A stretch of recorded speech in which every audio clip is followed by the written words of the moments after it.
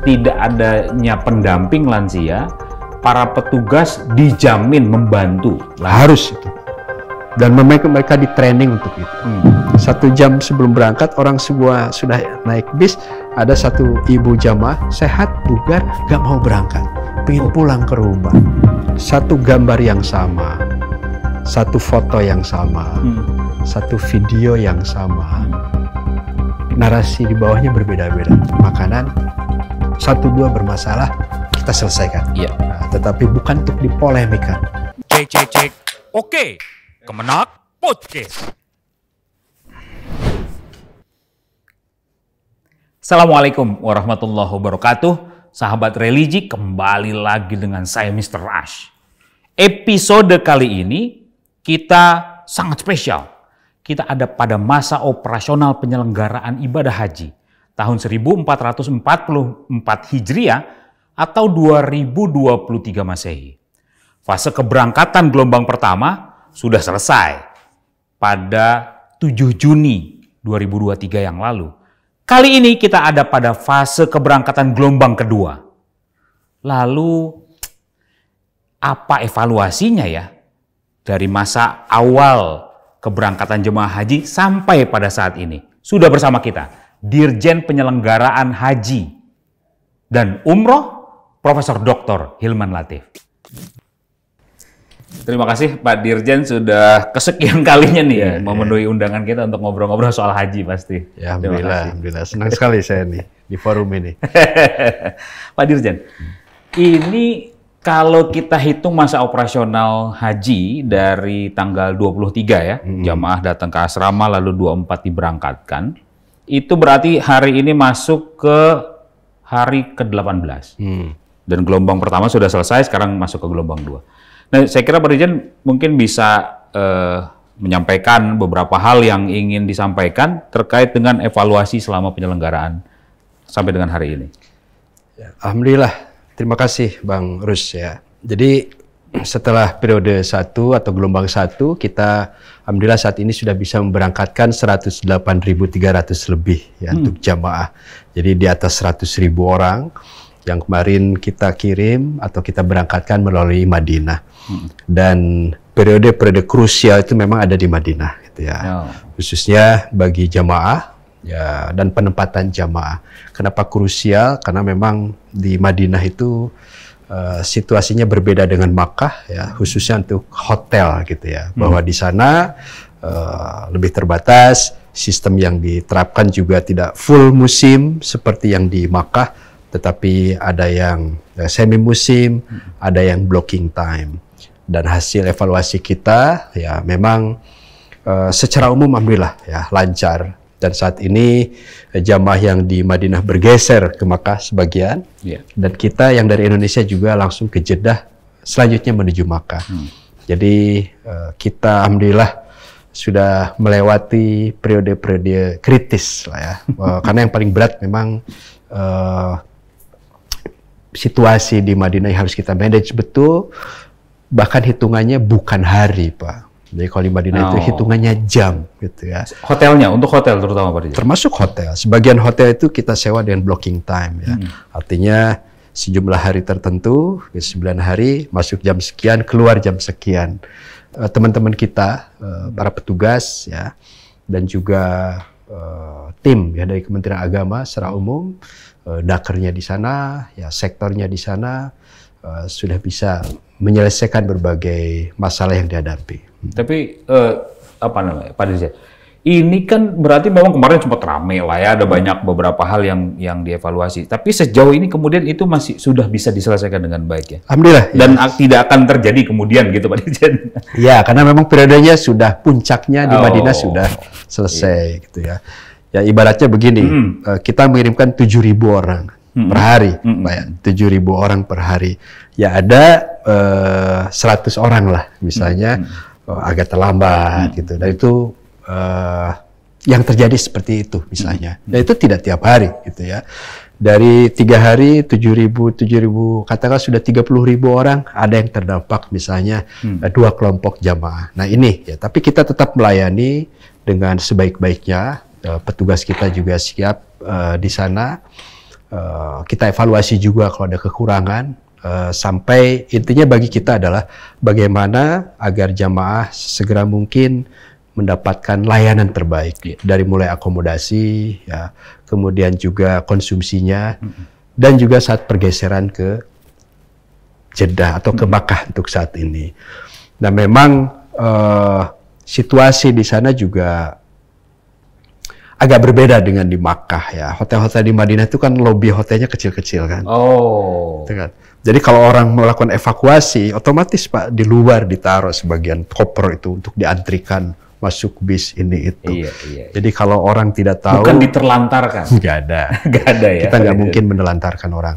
Tapi evakuasi di tempat yang padat semacam itu, mobilisasinya kan butuh waktu. Apalagi kita tidak bisa rush gitu ya. Ada lansia banyak di situ gitu. Kita betul-betul memperhatikan juga mereka. Jangan sampai dibuat gugup. Ayo ibu harus ke sana bapak. Gitu kan. Itu juga kan nggak bisa. Kita harus pelan. Nah inilah toleransi antar jamaah juga penting ya. Memahami bahwa ini tidak bisa cepat-cepat. Masih ada kelompok yang harus kita juga barengkan ya, evakuasi. Banyak hal-hal teknis yang sebetulnya ini juga perlu kami sampaikan kepada masyarakat ya, bahwa dari Kemenag tentu saja komitmen kami tidak ada yang namanya telantar. Ya, Pak Menteri sudah memberikan pesan, layani dan sebaik-baiknya. Petugas juga kita dorong untuk sepenuh hati ya, dan mereka sigap, siaga, dan kalau ada yang bagaimana disampaikan berkali-kali, berleha-leha, ya kita akan evaluasi. Kalau perlu kita pulangkan. Petugas ya? Iya, Petugas itu sudah kartu mati lah. Iya, gitu ya. iya. Jadi akomodasi transportasi, tadi penerbangan itu kan bagian dari transportasi, itu berarti sampai hari ini ya memang kita sudah melewati masa-masa kritisnya gitu ya. Dari sisi konsumsi, Pak Dirjen, apa yang ingin disampaikan? Ya, dari konsumsi, alhamdulillah ya, banyak juga pujian-pujian ya, masakan enak, bisa dikonsumsi dengan rasa Nusantara sebagaimana amanahnya buat kita gitu ya, memang rasa Nusantara gitu ya. Dan kita ada chef-chef dari Indonesia, memang kita taruh di dapur-dapur yang menjadi mitra kita, perusahaan-perusahaan catering, itu chef-chefnya juga dari kita, sebagian pegawainya juga dari Indonesia, sehingga kita harapkan mereka mengerti betul rasa Indonesia itu seperti apa. Nah memang karena jumlahnya banyak Pak, ya apalagi kayak sarapan, kita kan memang ada sarapan, tambahan layanan. Mungkin cara menyajikan ya, sederhana sekali, nasi taruh telur, ya mungkin agak berbeda dengan di warung-warung sini ya, gitu. Nasi uduk itu rapi, gitu ya, menarik. Nah ini juga masukan. Yang kedua, kemarin juga masukan ke kita, khususnya ketika mengkonsumsi daging ya, agar diperlunak gitu, karena juga ada lansia di situ yang kita harapkan terpenuhi gizinya, tapi pada saat yang sama tidak ada masalah ketika mengkonsumsi daging. Nah ini juga sudah kita sampaikan ke dapur-dapur mitra kita. So far oke. Jadi itu yang sebelumnya dan sekarang akan terus diperbaiki berdasarkan masukan-masukan dari para jamaah gitu ya, Pak Dirjen? Betul, betul. Iya, nah transportasi, lalu kemudian akomodasi, ada konsumsi. Saya kira yang tidak kalah penting soal ibadah, Pak Dirjen. Ini saya kira apa yang ingin Pak Dirjen sampaikan soal ibadah ini? Berdasarkan laporan dari tim kami ya, maupun mitra kami di sana dari Kementerian Haji dan Umroh Saudi Arabia, bahwa situasi di sana secara iklim besok ya, ataupun saat ini itu sudah panas ya. Kemarin salah satu direktur menyampaikan sudah sampai 40 derajat Pak, lebih ya, 40 derajat lebih.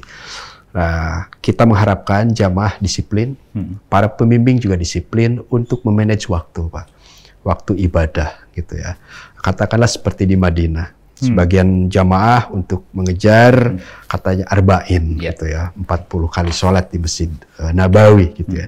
Tapi kan itu bukan satu yang wajib. Kalau mampu melakukannya silakan, tetapi bila berat mobilitasnya, Anda masih bisa sholat di hotel gitu. Jadi hal-hal semacam ini kan harus disampaikan pada jamaah, jangan sampai energinya terkuras ya, habis untuk sesuatu yang belum atau bukan menjadi tujuan utama mereka. Tujuan utama kita itu berhaji. Nah, saya meminta betul jamaah maupun pembimbing men-save ya energi mereka agar pada saat pelaksanaan puncak hajinya mereka berada dalam kondisi fit. Ya. Ziarah boleh, ya. Silahkan. Melakukan kegiatan ibadah sunnah, silahkan. Tapi betul di-manage energi mereka. Bahwa puncak haji itu masih 2 minggu lagi. Katakanlah sekarang sudah Juni ya? Ya, tanggal 27 lah. 26, 27, 28 itu sudah masuk ke puncak. Nah, itu kan harus disiapkan betul kondisinya. Ya, harus fit betul gitu ya. Jangan sampai justru pada saat akan wukuf di Arafah harus menginap di KKHI gitu ya, di rumah sakit haji kita di sana.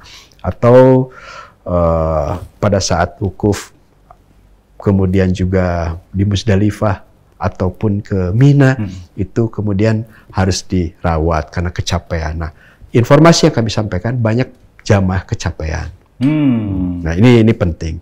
Nah, tentu untuk antisipasi itu kita juga sudah membuat edaran, Pak. Yeah. Sudah membuatkan edaran agar di Indonesia acara seremonial pelepasan jamaah itu dikurangi, Pak. Benar, Pak. Nah, apalagi banyak lansia ya.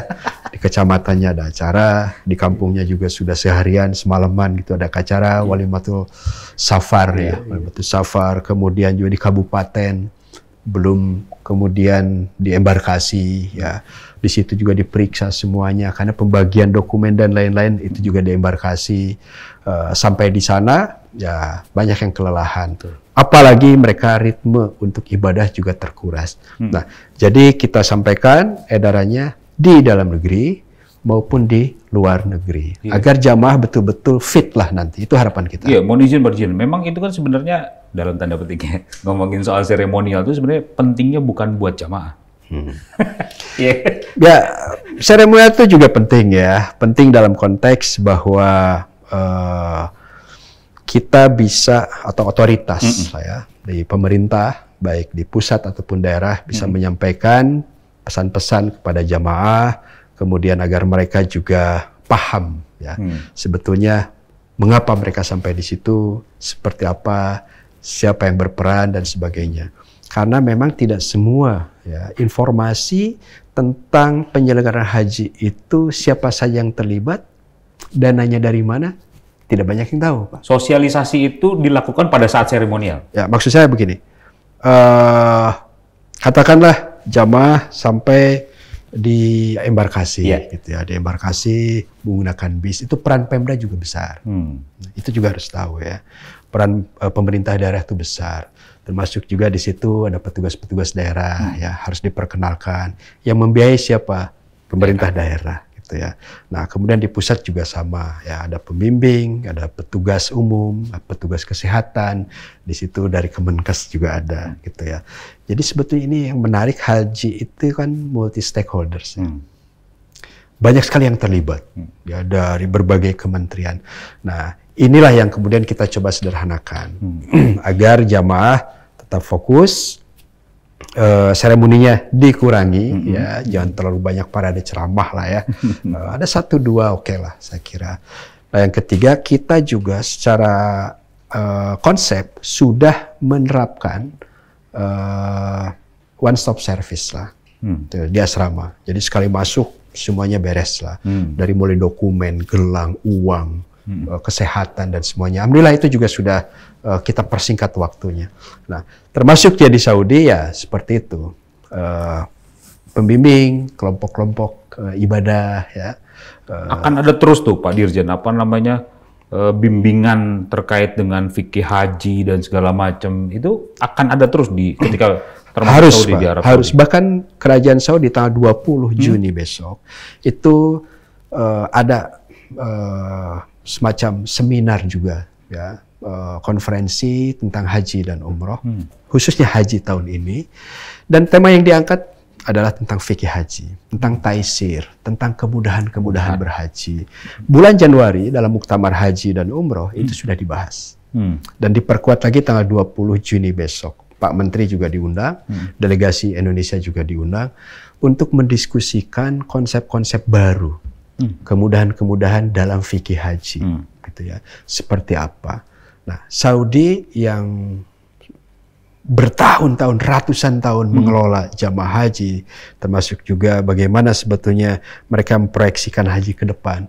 Ibadahnya juga ya ada penyesuaian-penyesuaian gitu ya, termasuk kemudahan-kemudahannya. Nah, kalau pemerintah memberikan kemudahan-kemudahan, kita jangan mempersulit diri kan gitu. Iya.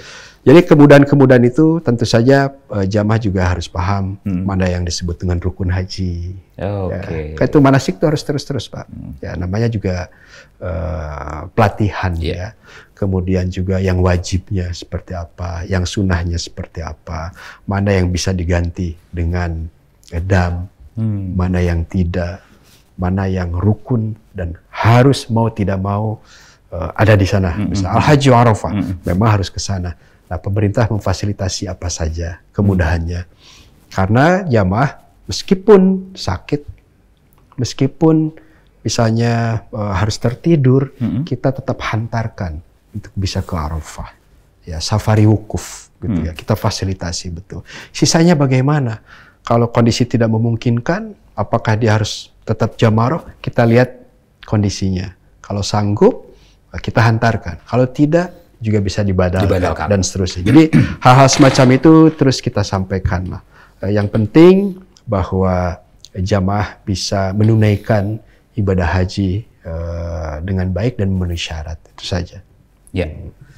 Iya, nah Pak Dirjen, yang sekarang tahun ini yang lebih khas itu adalah sesuai dengan tagline Haji Ramah Lansia, Pak Dirjen ya. Itu kan berarti ramah lansia itu masuk ke dalam seluruh layanan. Betul. Saya kira perlu juga disampaikan ke kita semua gitu. Maksudnya layanan-layanan yang memang ramah lansia itu ditunjukkan itu seperti apa di lapangan di Arab Saudi sana. Baik, yang pertama bahwa sebagian besar lansia juga sudah berangkat ya. Ada catatan kami sampai hari ini lebih dari 32.000 orang. Oh, setengahnya ya? Setengahnya, okay. Baru setengahnya Pak. Sudah berangkat ke Tanah Suci dan alhamdulillah dilayani oleh para petugas kita. Saya mengapresiasi peran petugas dan dedikasinya yang sangat luar biasa. Ramah lansia itu kan konsep besarnya gitu ya. Bahwa saat ini harus disadari bersama oleh seluruh stakeholders bahwa jamaah haji yang 201.000 ya, untuk yang reguler atau 221.000 yang kuota normal itu jumlah lansianya banyak. Karena itu harus ada perspektif dan kesadaran bersama bahwa ada entitas yang harus kita permudah aksesnya, akses ketika masuk asrama, ya, akses ketika naik bis, gitu ya, akses terhadap toilet misalnya, akses terhadap ruang-ruang di hotel dan lain sebagainya. Nah, inilah yang kita bangun. Mereka didahulukan, diantrikan. Kalau tidak didahulukan, harus diorganisir bareng-bareng gitu. Kursi rodanya seperti apa dan lain sebagainya. Nah, jadi ramah lansia itu sebetulnya konsep besarnya ya. Bukan berarti ramah lansia itu bahwa semua kebutuhan lansia itu disediakan oleh kementerian. Oke. Gitu. Tapi kita membantu, ya, membantu mereka agar mempermudah aksesnya, gitu ya. Dan inilah yang kita harapkan tahun ini menjadi dasar bagi tahun-tahun berikutnya. Karena secara demografi, ya, jamaah lansia itu kemungkinannya naik tiap tahun, gitu ya. Nah, ini juga penting untuk kita sadari bersama, gitu ya. Baik, Pak Dirjen. Tapi bukan jadi bukan artinya ya, bukan artinya misalnya untuk mempermudah akses jamaah lansia lalu kemudian ada bus khusus atau ada akses khusus untuk jamaah lansia gitu. Ya itu termasuk, Pak. Oh, termasuk. Itu ya? Termasuk. Jadi bis salawat kita ya sebagian sudah bisa menyediakan bis yang kemudian secara hidrolik bisa turun. Oh, iya. Kemudian bisa memfasilitasi tempat untuk naiknya kursi roda, ya, khusus untuk sholawat. Karena kita juga menyediakan satu bis yang disebut dengan bis sholawat di Indonesia itu, yang berkeliling tiap saat gitu ya, shuttle bus lah lebih pasnya ya, 24 jam ke hotel yang ada jamaah kita. Nah itu juga sudah kita fasilitasi. Tempat di situ juga prioritas lansia sebelah mana, orang juga harus mulai sadar, tidak berebutan gitu ya. Nah saling mendahulukan. Nah ini juga kan mainstreaming ya, pengarus utamaan. Sehingga nanti haji itu betul-betul terbangun juga persaudaraannya, ikatan kekeluargaannya. Bahkan saya melihat Pak, interaksi yang intensif ya antara jamaah lansia dan petugas-petugas kita itu begitu intens, begitu dekat dan jadi keluarga baru gitu ya. Kakek nenek yang kemudian butuh dukungan itu ya difasilitasi, merasa bahwa dia sudah punya keluarga baru gitu yang membantu. Karena memang kita tidak menyediakan secara khusus ya terkait dengan pendamping lansia ya dari jamaah sendiri karena kita tahu ya antrian kita panjang dan apalagi situasinya tidak semua layanan oleh pendamping itu juga bisa diberikan. Bahkan kalau pendampingnya laki-laki, jamaah dampingi perempuan atau sebaliknya, itu juga jangan dibayangkan seperti umroh gitu ya. Jangan dibayangkan seperti umroh. Mereka akan mendapatkan hotel yang berbeda, tempat tinggal yang berbeda dan lain sebagainya. Jadi kita untuk tahun ini kita optimalkan dulu dengan petugasnya. Tapi tidak adanya pendamping lansia, para petugas dijamin membantu. Harus itu, dan mereka di training untuk itu. Dilatih mentalnya, keterampilannya, mindsetnya, bahwa mereka bertugas untuk memberikan layanan terbaik, termasuk untuk lansia itu. Jadi keluarga-keluarga yang di rumah, yang orang tua, kakek yang pergi haji, kita harus buat atau kita sampaikan bahwa ke mereka bahwa orang tua keluarga di Indonesia itu di sana jadi aman gitu Pak. Betul, insya Allah ya. Insya Allah kita memberikan yang terbaik lah. Komitmen kami, dan ini ditekankan sekali oleh Pak Menteri Agama sampai ada yang disebut dengan petugas lansia. Bahkan kita pun sudah menggandeng petugas lansia, petugas layanan ya. Oh, petugas layanan. Mereka memang difokuskan untuk itu karena sekali lagi ini teknis ya, teknis di lapangan betul, yang bisa ngangkut mereka, yang bisa dorong mereka, yang nuntun mereka. Ini khas tahun ini ya Pak Dirjen? Sebelumnya sudah ada kan? Sebetulnya sudah ada, sudah ada. Tapi karena jumlahnya begitu banyak, gitu ya, sampai 30%. Itu di atas 65 tahun. Kalau catatan Kementerian Kesehatan, yang di atas 60 tahun ya, kategori lansia. Yang lain itu bisa 45%, Pak. Itu bisa dibayangkan. Nah, jadi kita harapkan tahun ini betul-betul jadi pembelajaran juga untuk kita. Sebetulnya tahun-tahun ke depan mitigasinya bagaimana. Nah, dan alhamdulillah Pak Menteri juga sudah meminta kami untuk membuat buku pedoman. Sebetulnya sudah ada buku pedomannya, Pak. Pedoman apa? Pedoman haji ramah lansia. Ya, SOP-SOP-nya sudah lengkap. Ya, kemudian juga untuk aspek-aspek yang terkait dengan tuntunan-tuntunan, panduan-panduan ibadah, semuanya sudah ada. Panduan khusus untuk lansia ibadahnya ada. Di situ isinya apa? Tentang taisir ya, kemudahan-kemudahan. Ada kewajiban, ada yang sunnah, ada yang harus dilakukan, ada yang tidak dilakukan seperti itu, ada penggantinya dan lain itu sudah ada penjelasannya. Jadi secara konsep sebenarnya untuk melayani jamaah, terutama jamaah lansia itu sebenarnya sudah matang, dikatakan begitulah yang dilakukan oleh pemerintah. SOP dari mulai di asrama ya, sampai ketika di Saudi dan pulang, pesawatnya dan semua itu kita sudah lengkap. Dan dipastikan itu sudah tersosialisasi, Pak Dirjen? Ya, kita sudah sampaikan kita pada petugas-petugas kita. Kalau di lapangan tentu saja ya ada modifikasi, menyesuaikan kondisi dan lain-lain. Wah, oke, baik. Nah, Pak Dirjen, di beberapa hari terakhir ini ada keluar Kepres terkait dengan kuota tambahan 8.000, sejumlah 8.000. Perkembangannya sampai hari ini seperti apa, Pak Dirjen? Ya, alhamdulillah ya, Kepres sudah keluar dan diikuti dengan KMA, keputusan Menteri Agama terkait dengan kuota tambahan, dan kita juga sudah sampaikan pedomannya atau juknisnya ya ke seluruh provinsi, di mana kita akan memberangkatkan insya Allah ya, bila terpenuhi untuk 8.000 jamaah tambahan. 7.360 ya, itu adalah jamaah haji reguler dan ada 640 jamaah haji khusus. Dan saat ini sedang proses pelunasan sampai tanggal 12 ya. Data-datanya sebagian besar sudah masuk di kami dan juga sedang melalui proses seperti yang jamaah reguler sebelumnya atau kuota normal untuk pemvisaan. Nah, kita akselerasi di situ ya. Nah, mudah-mudahan sampai ke penutupan operasional mereka bisa kita terbangkan tepat waktu gitu ya. Dan kami sedang mitigasi detail terkait dengan tanggal, jumlah orang, kesediaan pesawat, kesediaan slotnya di Saudinya, izin penerbangan dari GACA ya, General Authority of Civil Aviation dari Saudinya, jam berapa saja atau perharinya berapa diizinkan, itu harus detail sekali Pak. Nah, termasuk ada tambahan kan.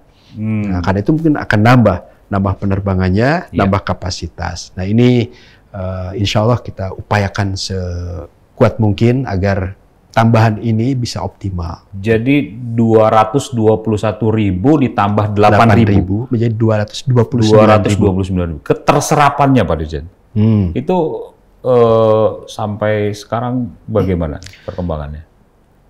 Yang reguler apa tambahan? Ya, yang total keseluruhan lah gitu ya. Jadi alhamdulillah ya, memang harapannya dan ini ditekankan Pak Menteri berkali-kali kalau bisa mendekati 100% gitu ya. Tapi kita menyadari bahwa ya ini juga panggilan ya untuk jamaah. Ada jamaah yang sudah siap betul di rumahnya, sudah dilepas resmi oleh keluarga.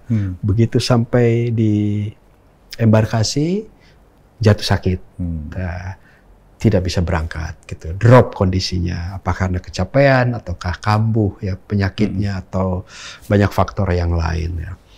Kita juga mencatat ada beberapa yang meninggal, gitu ya, meninggal di asrama misalnya, belum berangkat sudah meninggal. Nah jadi tentu masing-masing kloter jumlahnya berbeda-beda. Kadang hanya 1 orang tidak bisa berangkat, kadang ada 2.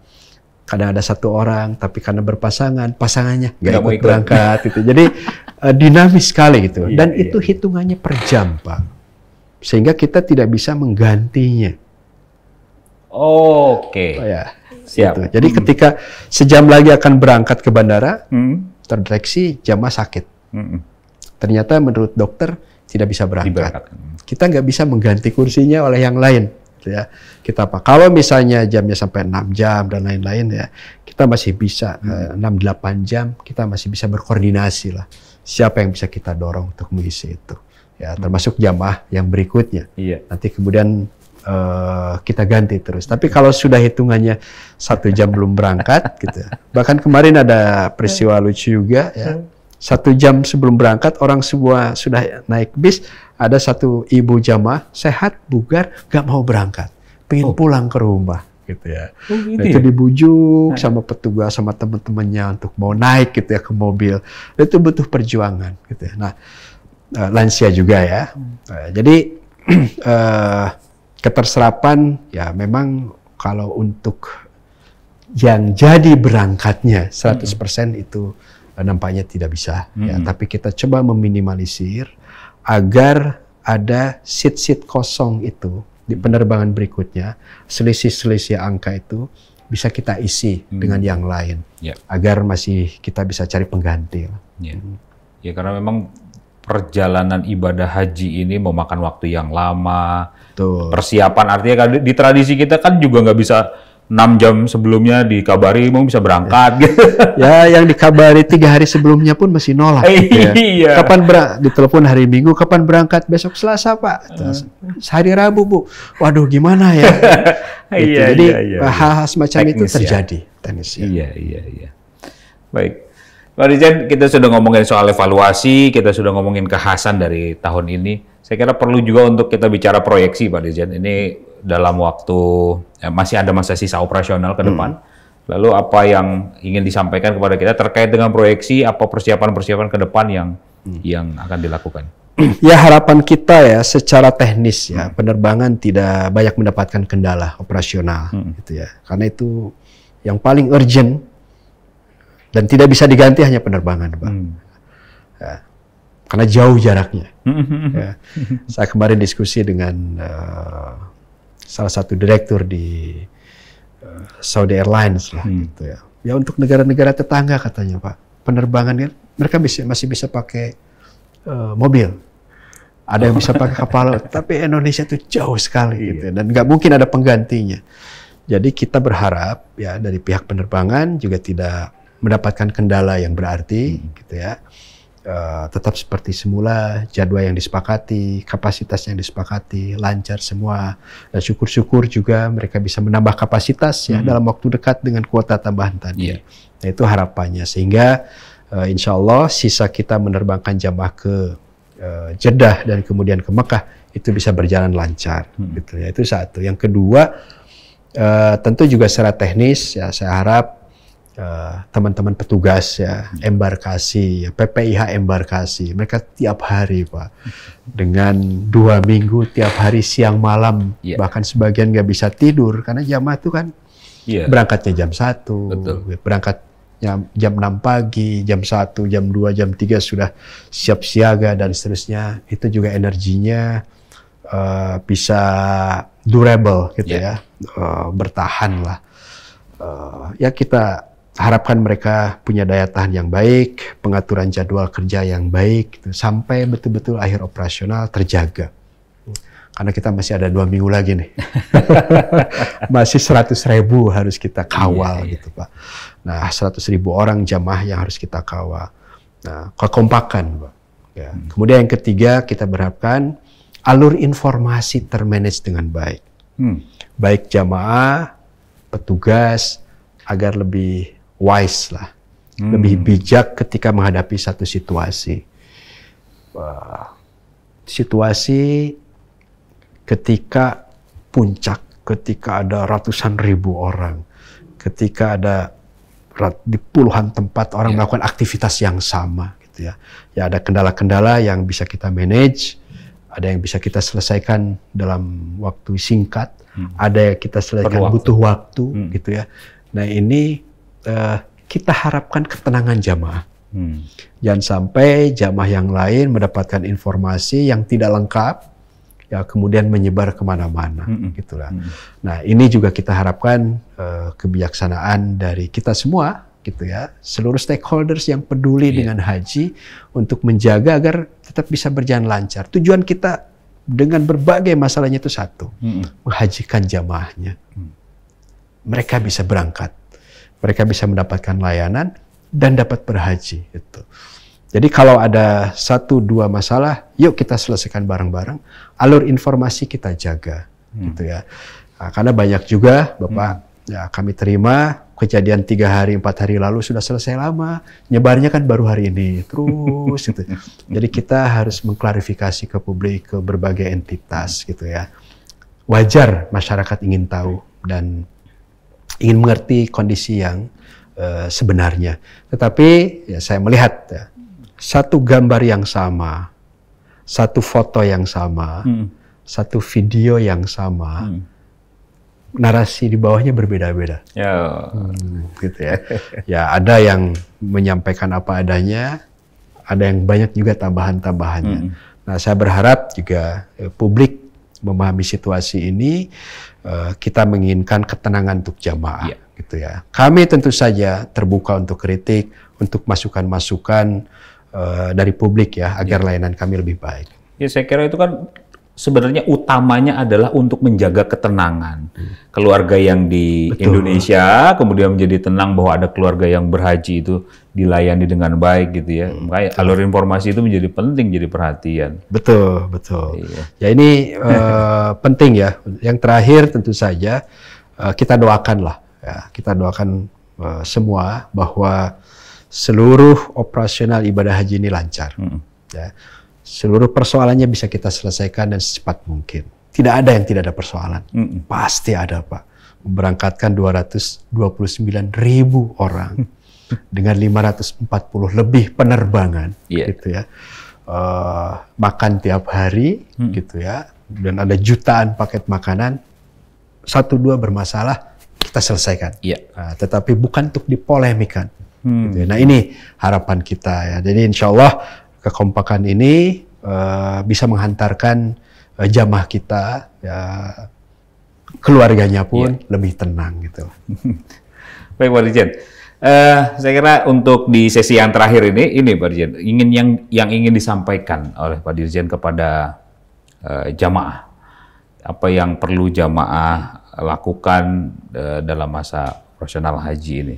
Ya, saat ini jamaah sudah terbagi 2 ya, yang di Madinah masih, dan sekarang penerbangan berikutnya adalah langsung ke Jeddah dan ke Makkah ya. Nah, kita berharap juga jamaah tetap diedukasi, disampaikan situasinya gitu ya. Situasi di Makkah dan Madinah itu agak berbeda gitu ya. Di Makkah tuh rasanya leluasa ya, hotel relatif lebih luas, besar-besar. Datang ke Madinah loh kok sempit banget. Liftnya juga sempit. Ini masalah gelombang 2 nih ya. Masalah gelombang 2. Kalau yang gelombang 1, dari kesempitan dia datang ke Makkah, oh kok lebih enak di sini ya. Gitu. Tapi yang gelombang 2, datangnya sudah nyaman, hotelnya besar, kemudian juga lobbynya luas. Begitu datang ke Madinah, wah kayaknya disempit banget gitu ya. Naruh tas aja susah. Nah, memang karakternya di sana seperti itu, Pak. Nah, ini juga kita harapkan jamaah tetap teredukasi tentang itu. Nah, yang kedua tentu saja pesannya seperti tadi, jaga Pak, jaga kesehatan mereka. Masih 10 hari lebih lah untuk puncak haji. Masih 10 hari lebih, mereka betul-betul mempersiapkan diri sebaik-baiknya untuk puncak haji itu. Setelah puncak haji itu selesai, monggo Pak, ziarah silakan dioptimalkan gitu ya. Kemudian ibadah sunnah silakan dioptimalkan. Tapi harus ingat juga gitu ya, keluarga di tanah air menanti gitu, dan penuh kerinduan. Nah, bahwa mereka juga tetap harus pulang dalam keadaan sehat walafiat gitu ya. Nah, ini harapan saya untuk jamaah. Nah, kalau harapannya untuk para petugas Pak Dirjen, ini bapaknya petugas nih, gimana Pak Dirjen? Ya, alhamdulillah ya, kami sudah menyeleksi petugas sedemikian rupa, melatih mereka 10 hari Pak. 10 hari dilatih betul mentalnya ya. Keadaan di sana seperti apa. Bahkan ketika dilatih juga dari mulai jam 3 subuh sudah bangun. Wah, ini kok latihan jadi petugas aja kayak gini. Enggak, di sana memang begitu. Anda bukan hanya bangun jam 3, nggak tidur semalam. Betul. Baru bisa tidur pagi hari. Jadi kita ritme dilatih mentalnya ya, kesiapannya, wawasannya juga, keterampilannya. Jadi kita harapkan apa yang mereka dapatkan itu bisa betul-betul diterapkan di sana. Yang kedua, yang untuk para petugas, kekompakan lah. Empati juga. Jangan kita melihat petugas yang lain sibuk betul gitu ya. Yang sebagian tenang-tenang gitu ya. Jadi empati, saling menopang, saling mendukung, tidak saling menyalahkan. Dan saya sudah minta betul dalam koordinasi terakhir, karena kita koordinasi terus setiap saat, inisiatif. Ya, itu penting Pak, to take inisiatif. Bahwa kalau ada masalah, orang habis inisiatif. Kontak kepala sektornya, kontak, informasikan ini ke daerah kerjanya, ke dakernya. Gitu ya. Kalau ada sesuatu yang butuhkan policy, apalagi butuh lobby yang agak kompleks, misalnya harus ada kebijakan dari mulai ya masalah akomodasi di jalan dan lain-lain. Nah, jadi petugas betul harus sigap dan saling menopang, itu saja. Dan saya sampaikan juga berkali-kali, keberhasilan penyelenggaraan haji saat ini ya diantaranya di tangan petugas di lapangan, gitu ya. Karena banyak hal teknis yang betul-betul membutuhkan asistensi mereka dan kekompakan mereka. Insya Allah, saya sampai saat ini melihat laporan petugas kita sangat siaga, ya sigap. Tentu kemarin ketika pembagian petugas di Madinah ada terkumpul di sini kurang rata petugasnya, ini terus kita evaluasi, tapi insya Allah ke depan bisa lebih baik lah. Baik. Jadi saya apresiasi betul ya mereka. para petugas ini. Ya, betul Pak. Ini 24 jam Pak. 24 jam bahwa mereka misalnya tugas pagi jam 8 sampai jam 8 malam, ganti shift ya. Itu kalau dalam suasana normal. normal. Kalau tidak normal bisa. Tidurnya cuma 3 jam. Betul-betul 3 Dan jam. pada rentang masa tugas yang 60 atau bahkan ada yang 70 hari harus melakukan Luar ritme biasa. yang sama. Nah, mungkin ini setelah tanggal 27, 28, 29 gitu ya. 30 ke sana Juli barulah kita agak longgar gitu ya. Mobilitas jamaah tidak terlalu intens gitu ya. Ibadah jamaah juga sudah bisa memilih gitu ya. Ya karena ya sudah berkali-kali misalnya kan. Jadi mereka ya di hotel tenang, cari makan juga. Saya ingin cari makan yang baru, rasa dari Saudi seperti apa, masakan-masakan dari Timur Tengah. Jadi sudah lebih rileks lah, lebih rileks. Nah, kita jaga sampai puncaknya kekompakan petugas itu. Baik. Pak Dirjen, terima kasih. Ini kalau ngobrol haji ini ternyata juga sudah 1 jam kurang lebih ya. Jadi saya kira nanti kita bisa sambung di lain kesempatan. Pak Dirjen, terima kasih atas kehadiran. Sama-sama. Mudah-mudahan bisa terus menjaga masa haji ini menjadi haji yang mabrur gitu. Betul, ya. Insya Allah. Itu harapan kita semua. Terima kasih Pak Dirjen. Sama-sama. Assalamualaikum warahmatullahi wabarakatuh. Para petugas penyelenggara ibadah haji, dimanapun Anda berada, yang saat ini masih bekerja keras untuk melayani jamaah haji Indonesia, baik di dalam dan luar negeri, saya ingin menyampaikan beberapa hal. Yang pertama, tentu saja sebagai Direktur Jenderal Penyelenggaraan Haji dan Umroh Kementerian Agama Republik Indonesia, saya memberikan apresiasi yang setinggi-tingginya dan sebesar-besarnya atas dedikasi yang telah Anda berikan dalam rangka melayani jamaah haji Indonesia semenjak dari rumah mereka sampai ke embarkasi dan di Tanah Suci. Tentu saya berharap kerja-kerja yang saat ini Anda lakukan, yang secara ikhlas dengan energi yang luar biasa, bisa kita lakukan sampai operasional haji selesai. Saya mengharapkan kekompakan tetap dijaga. Bapak Ibu para petugas juga menjaga fisiknya karena operasional haji masih panjang.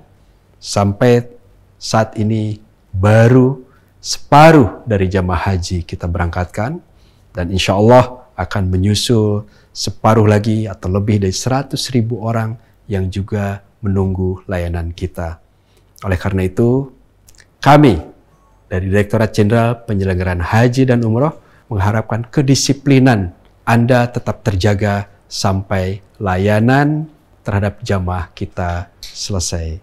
Tetap semangat dan mudah-mudahan apa yang Anda lakukan menjadi amal jariah dan diridhoi Allah Subhanahu wa taala.